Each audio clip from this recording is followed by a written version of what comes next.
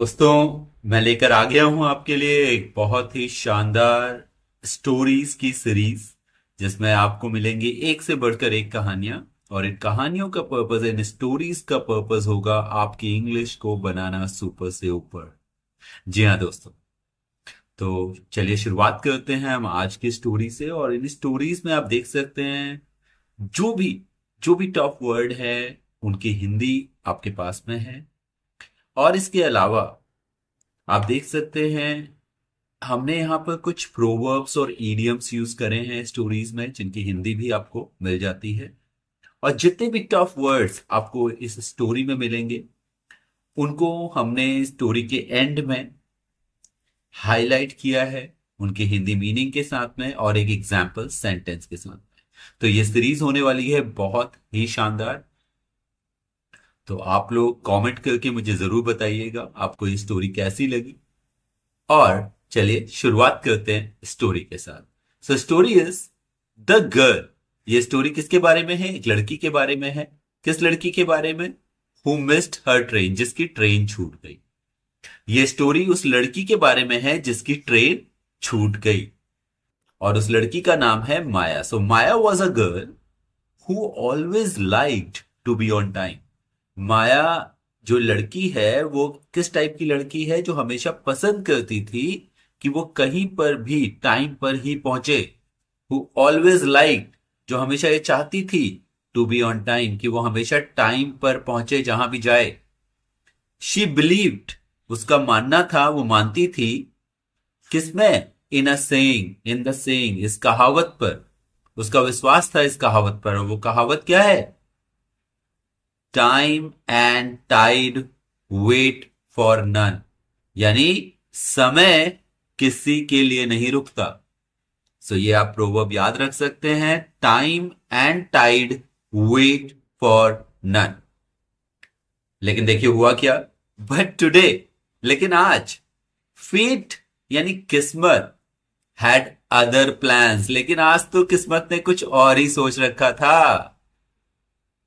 She had just reach the station, वो अभी station पहुंची ही थी। जस्ट रीच्ड, रीच यानी पहुंचना, और इसके बाद कोई प्रेपोजिशन नहीं आती, तो डायरेक्ट द स्टेशन। वो अभी स्टेशन पहुंची थी। व्हेन शी हर्ड, जब उसने सुनी, क्या सुनी? द विसल, सीटी ऑफ द ट्रेन, ट्रेन की जो क्या कर रही थी? लीविंग द प्लेटफॉर्म, प्लेटफॉर्म से जा रही थी। वो अभी पहुंची ही थी स्टेशन कि उसने सुना सीटी की आवाज जाती हुई ट्रेन की। तो देखिए, लड़की माया जो है वो हमेशा हर जगह टाइम पे पहुंचना चाहती थी, लेकिन आज क्या हुआ? उसकी ही ट्रेन छूट गई। चलिए देखते हैं आगे क्या हुआ। She had missed her train to her home town, और ये ट्रेन जो थी जिससे वो कहां जा रही थी? अपने होम टाउन जा रही थी, अपने घर जा रही थी, जो उसकी छूट गई train. Something that had never happened before, ये कुछ ऐसा था जो आज से पहले कभी नहीं हुआ था। यानी ऐसा कभी नहीं हुआ था कि उसकी ट्रेन छूटी हो। हैपन यानी कि होना, एंड नेवर मतलब कभी नहीं। तो ऐसा पहले कभी नहीं हुआ था, आज पहली बार था कि उसकी ट्रेन छूटी थी। She stood there in disbelief, वो अभी भी वहीं खड़ी थी, उसे यकीन नहीं हो रहा था। फिर यहां पर एक देखिए सेइंग है, every cloud has a silver lining. Every cloud has a silver lining, इसका मतलब होता है हर बुरे समय के बाद अच्छा समय आता है। और उसने अपने आप को ये बात याद दिलाई। शी रिमाइंडेड हरसेल्फ, उसने खुद से कहा इस बात को। रिमाइंड करना, याद दिलाना। बट एट दिस मोमेंट, लेकिन उस पल में, she could not see it, लेकिन उसे ऐसा लग नहीं रहा था कि सही में इस बुरे वक्त के बाद कोई अच्छा टाइम आ सकता है। क्यों? क्योंकि उसके होम टाउन की उसकी ट्रेन मिस हो गई थी। With her suitcase in her hand, उसके हाथ में क्या था? उसका सूटकेस था। And no idea what to do, और उसे कुछ नहीं पता कि अब क्या करना है। She sat on a bench, वो एक बेंच पर बैठ गई, फीलिंग होपलेस। कैसा महसूस करते हुए? होपलेस महसूस करते हुए, यानी अपने हाथ में सूटकेस पकड़ा हुआ है उसने, दिमाग में उसके कुछ नहीं चल रहा है, क्या करना है, और इस तरीके से होपलेस महसूस करते हुए वो एक बेंच पर बैठ जाते हैं। जस्ट देन, जस्ट देन यानी तभी, a voice interrupted her thoughts, यानी इंटरप्ट करना यानी कि बाधित करना। तो अचानक से एक आवाज ने उसके थॉट्स को थोड़ा सा इंटरप्ट किया, बाधित किया, और वो आवाज क्या है? Excuse me, are you all right? सुनिए, आप ठीक तो हैं? यहां पर एक्सक्यूज मी का मतलब है सुनिए, और आर यू ऑल राइट, आप ठीक तो हैं, आपको कोई दिक्कत तो नहीं है? Maya looked up to see a tall man with kind eyes standing before her. So Maya looked up, किसी डायरेक्शन में जब हम लोग देखते हैं तो लुक का इस्तेमाल करते हैं। सो लुक्ड अप, उसने देखा ऊपर की ओर, और क्या पाया? A tall man with kind eyes was standing before her.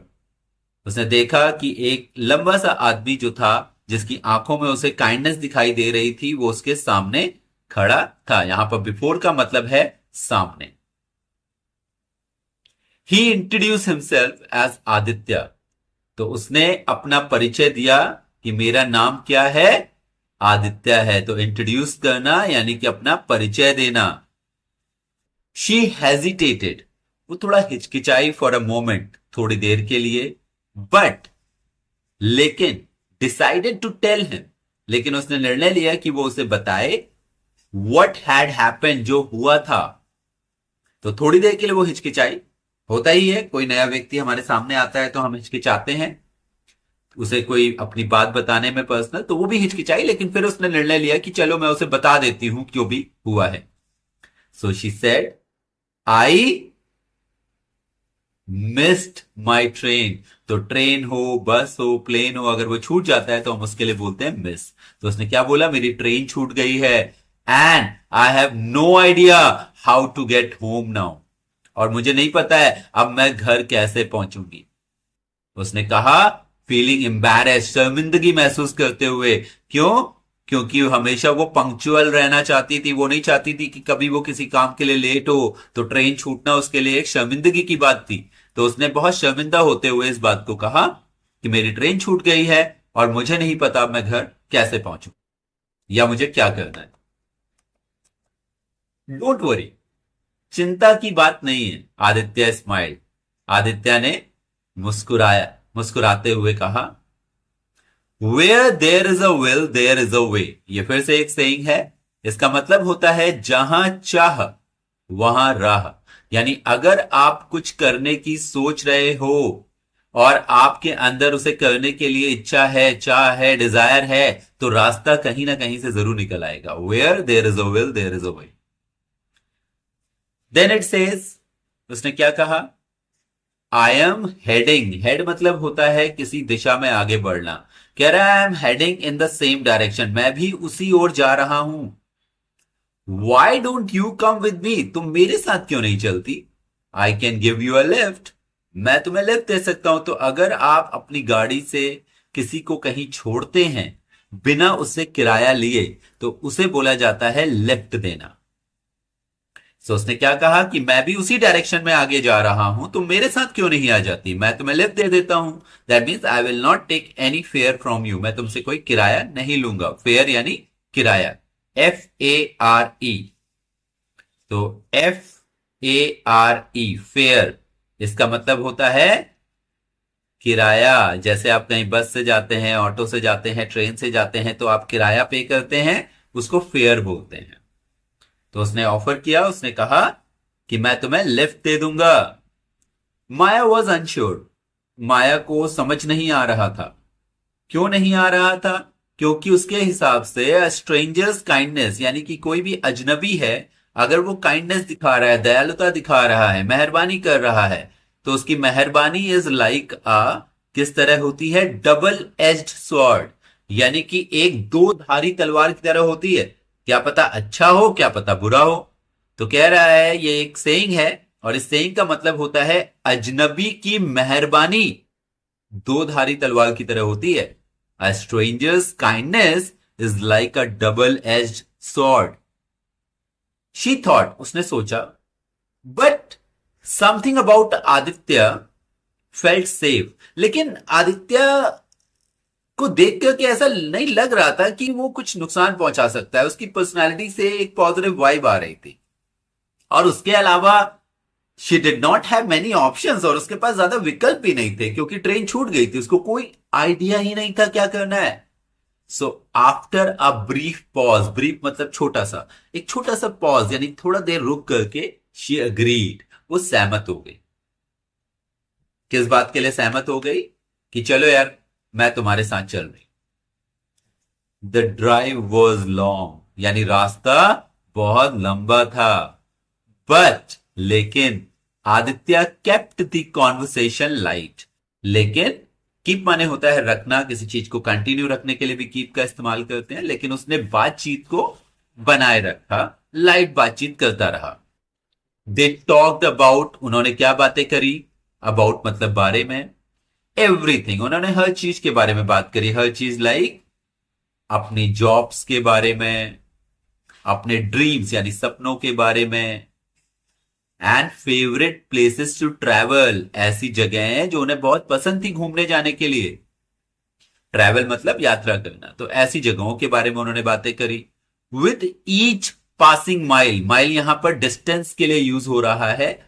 With each passing mile यानी कि जैसे जैसे वो लोग आगे बढ़ रहे थे, with each passing mile, Maya felt, Maya को महसूस हो रहा था, मोर कंफर्टेबल, और ज्यादा कंफर्ट। कि जैसे उसे पहले लग रहा था ना यार अजनबी के साथ जाना सेफ होगा या नहीं, लेकिन धीरे धीरे जैसे जैसे वो लोग आगे बढ़ रहे थे, उसको और ज्यादा उसके साथ कंफर्टेबल महसूस हो रहा था। एज द सन बिगेन मतलब शुरू हुआ, टू सेट, जैसे जैसे सूरज छिपना शुरू हुआ यानी कि अंधेरा होना शुरू हुआ, द एयर जो हवा थी, ग्रो मतलब बढ़ना होता है, ग्रू सेकेंड फॉर्म है इसकी, और थर्ड फॉर्म ग्रोन होती है। द एयर ग्रू कूलर यानी और ज्यादा ठंडी हो गई। ये वो वाला कूलर नहीं है, ये कूल जो एडजेक्टिव होता है उसकी कंपैरेटिव डिग्री है।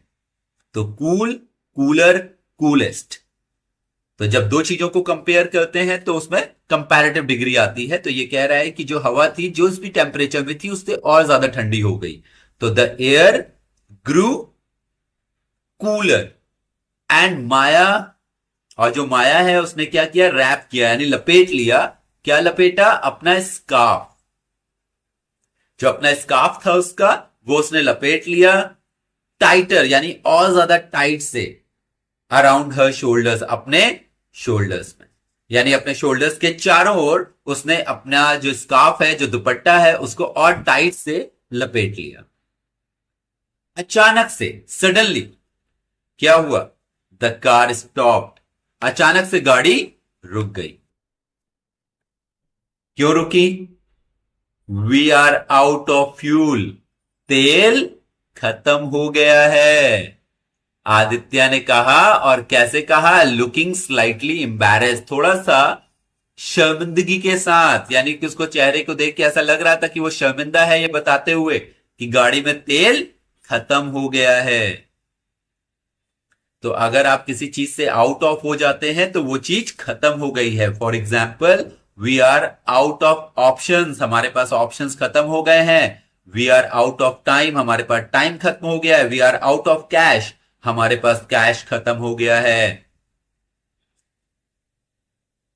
It never rains but it pours, it never rains but it pours, ये कहावत है, सेइंग है, और इसका मतलब होता है कि बॉस, मुसीबतें कभी अकेले नहीं आती, यानी कि अगर एक प्रॉब्लम आई है तो और भी प्रॉब्लम आ रही होंगी।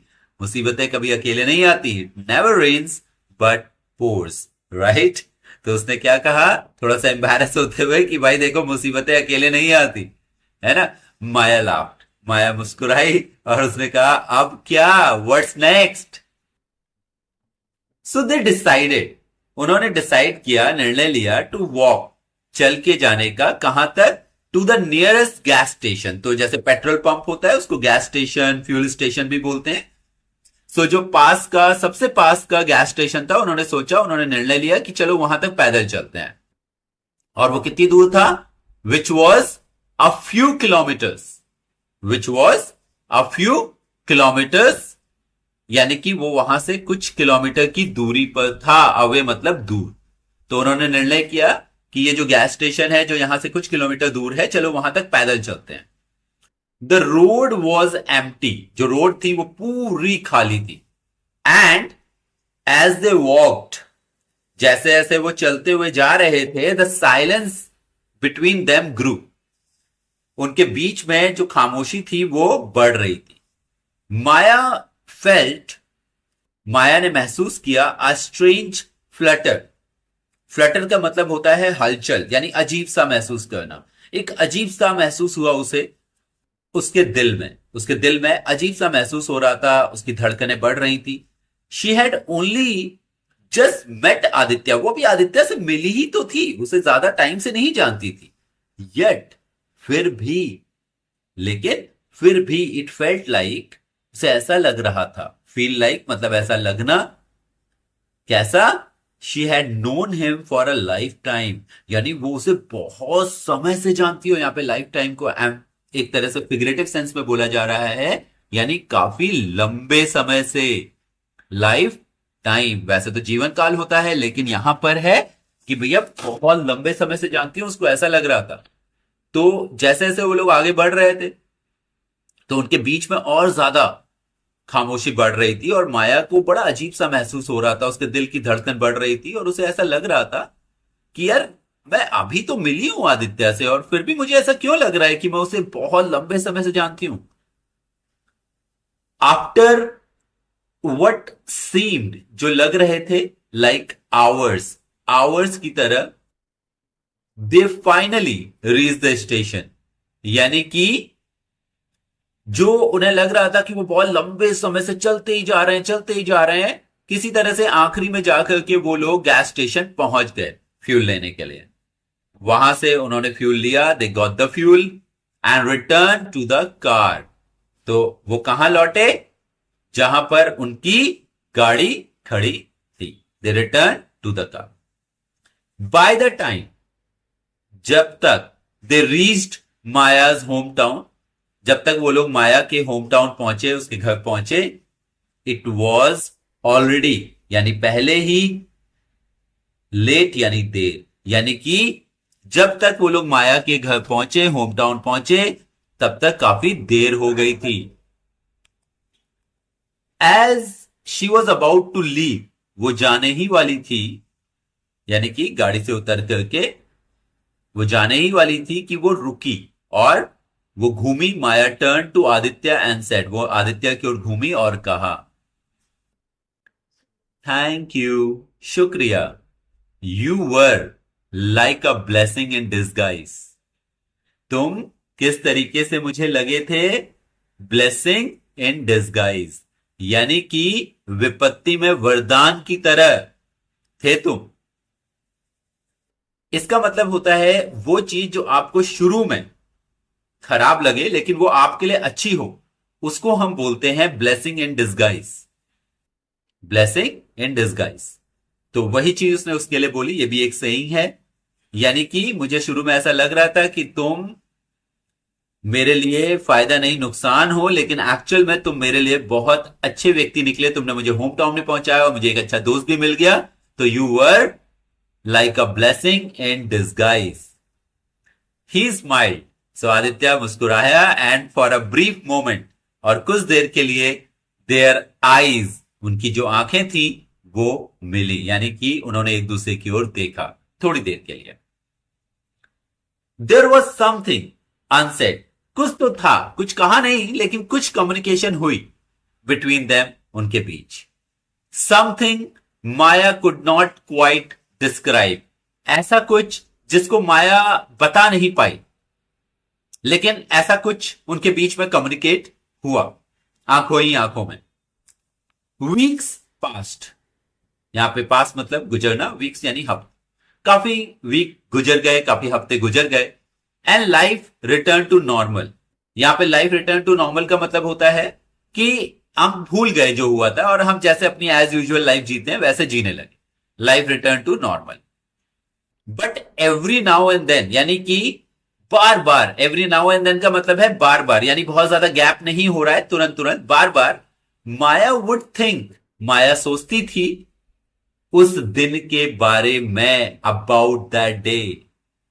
किस दिन के बारे में? The day she missed her train, जिस दिन उसकी ट्रेन छूटी, एंड मेट आदित्य, और वो आदित्य से मिली।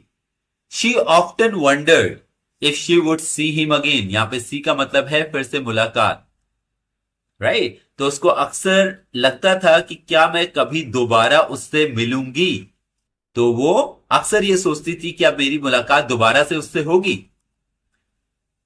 फिर देन वन डे, एक दिन, while she was sipping coffee at her favorite cafe, sip मतलब होता है घूंट घूंट करके पीना।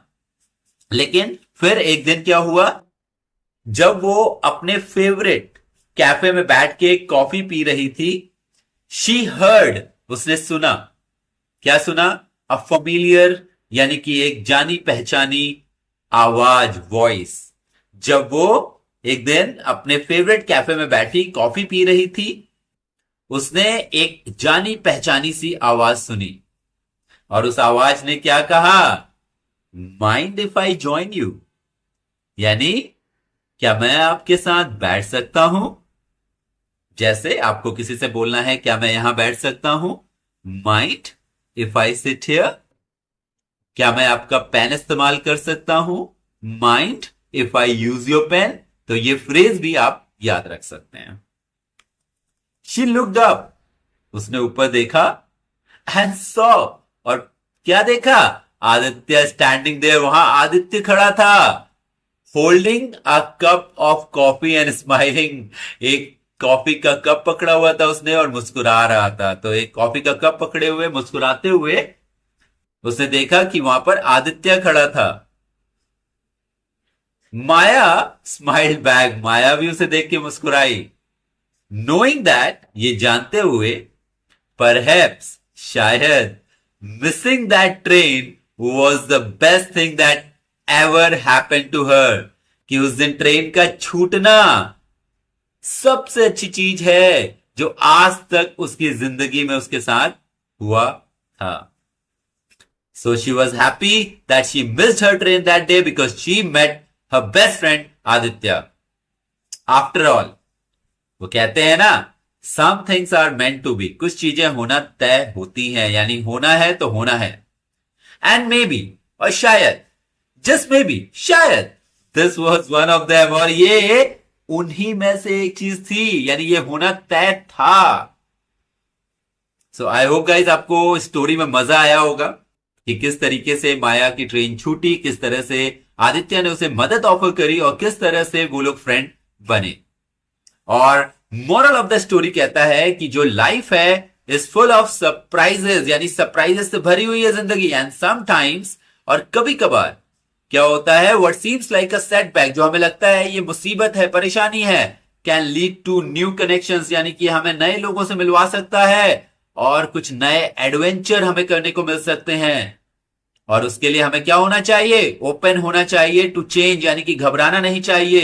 And accepting help can lead to unexpected happiness, जैसा कि माया के साथ हुआ। उसने हेल्प एक्सेप्ट करी आदित्य से और वो दोनों बहुत अच्छे दोस्त बन गए।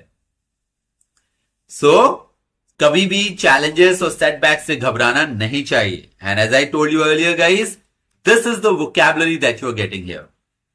सो जितने भी टफ वर्ड हैं, सभी वर्ड्स की यहां पर हिंदी है और उनके एग्जाम्पल सेंटेंसेस हैं, सो दैट आप अपनी वोकैबुलरी को बेटर करें और इससे आपको नए सेंटेंस बनाने में हेल्प मिले और इंग्लिश को समझने में हेल्प मिले। और गाइस एक बात जरूर याद रखिएगा कि जब भी आप कोई भी भाषा सीखते हैं तो उस भाषा को बोलने से ज्यादा उस भाषा को समझने पे फोकस करना चाहिए, क्योंकि अगर हमें वो चीज समझ में आ रही है तो हमारे लिए बोलना भी मुश्किल नहीं होगा। सो फेट यानी नसीब, so fate decided that Maya would meet Aditya that day, यानी कि उस नसीब ने ये बात डिसाइड करी कि माया उस दिन आदित्य से मिले और इसी वजह से उसकी ट्रेन छूटी। विसल, इस वर्ड को प्रोनाउंस करते हैं विसल। विसल यानी कि सीटी। तो I heard the whistle of the train as it left, यानी कि जब ट्रेन जा रही थी स्टेशन से तो मैंने उसकी सीटी की आवाज सुनी। और इसी तरह से यहां पर आप वर्ड्स देख सकते हैं। मैं एक बार इन्हें पढ़ के बता देता हूं आपको इनके प्रोनाउंसिएशन को, बिकॉज प्रोनाउंसिएशन भी जो होता है वो बहुत इंपॉर्टेंट होता है।